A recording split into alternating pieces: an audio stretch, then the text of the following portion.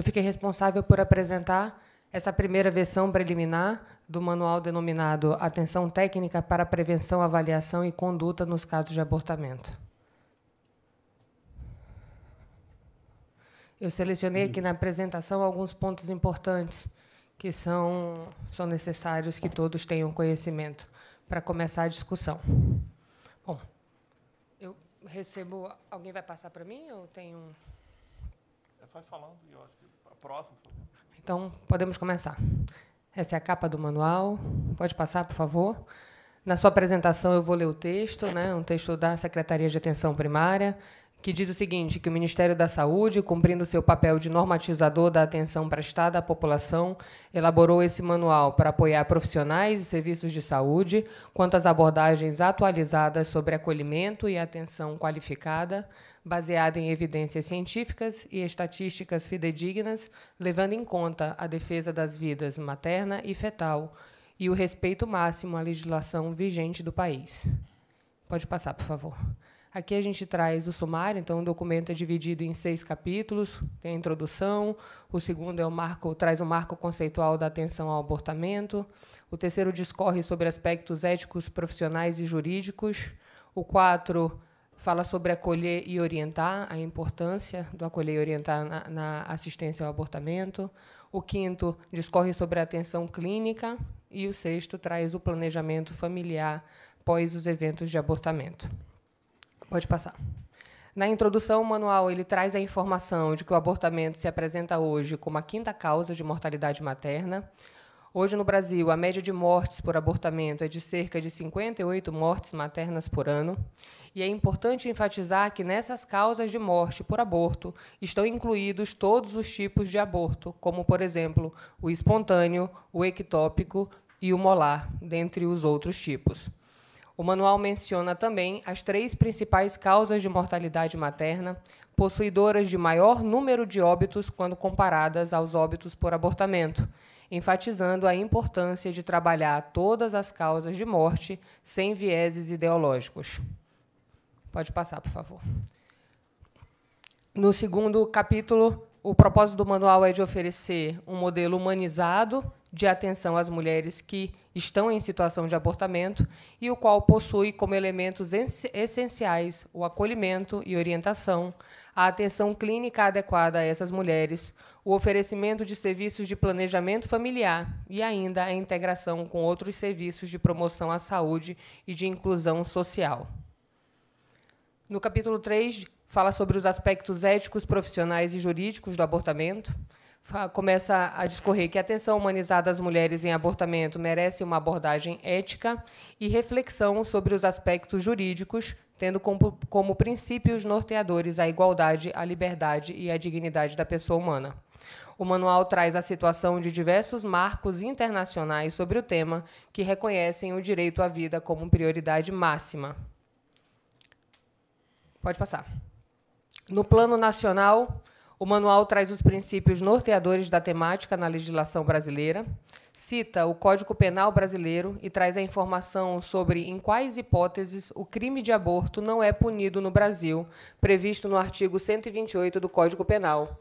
E também traz a informação da decisão do STF na ADPF 54 sobre a interrupção da gravidez dos fetos anencefálicos.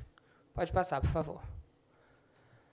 O manual informa que a interrupção da gravidez para salvar, nos casos de salvamento da vida da gestante, não requer autorização judicial, pois se trata de uma decisão médica com a participação da gestante.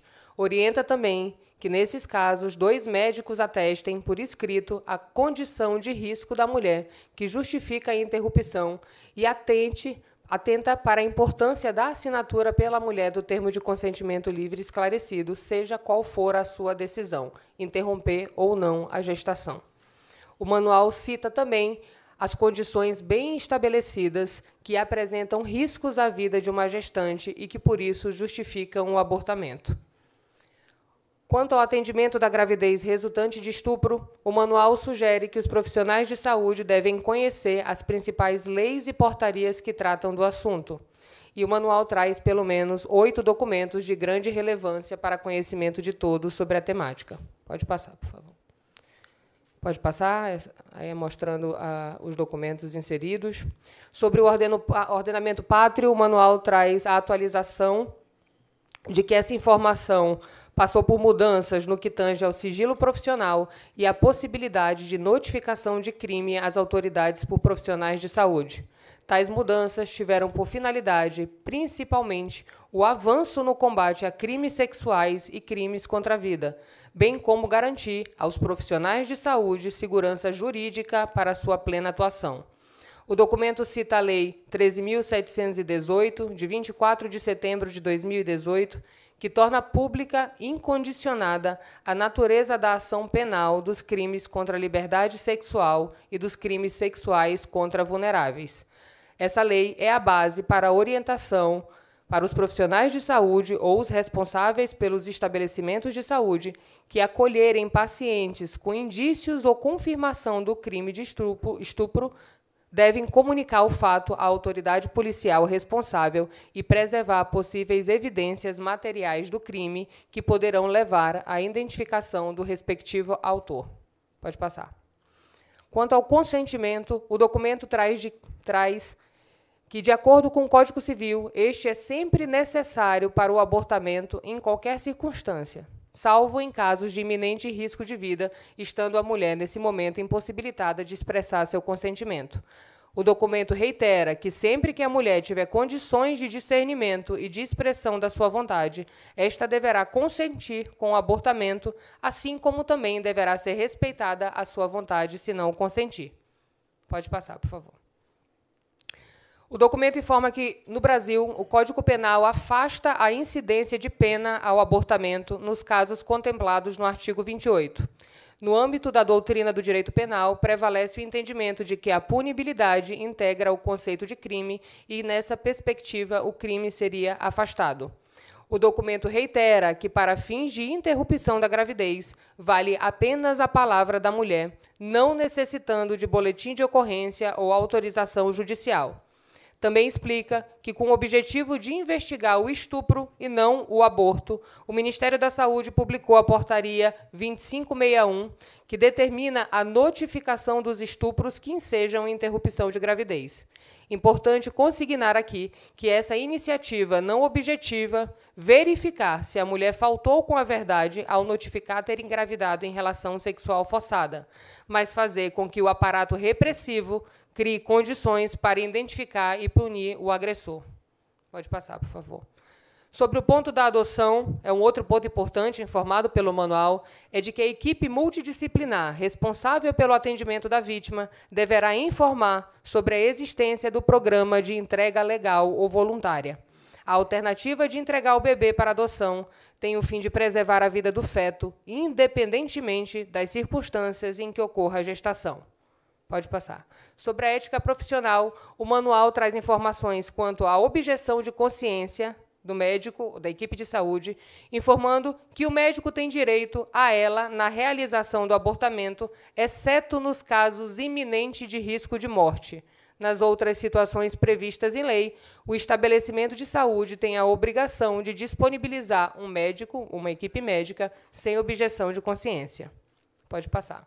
Quanto à telemedicina, nos casos de abortamento, o manual traz que, em razão da sua particular condição, o Ministério da Saúde estabeleceu que o atendimento a essas gestantes deve se dar por uma equipe multidisciplinar, pois as consequências de um crime tão avitante como o da violência sexual não podem ser desconsiderados e tratados de forma simplista. Por isso, o Ministério da Saúde posiciona-se, então, não recomendando o abortamento via telesaúde. Pode passar. No tema de acolher e orientar, o manual traz a importância do acolhimento e da orientação, mostrando que são elementos importantes por uma atenção de qualidade e humanizada às mulheres em situação de abortamento. A orientação dada pressupõe o repasse de informações necessárias à condução do processo pela mulher como sujeito de ação de saúde.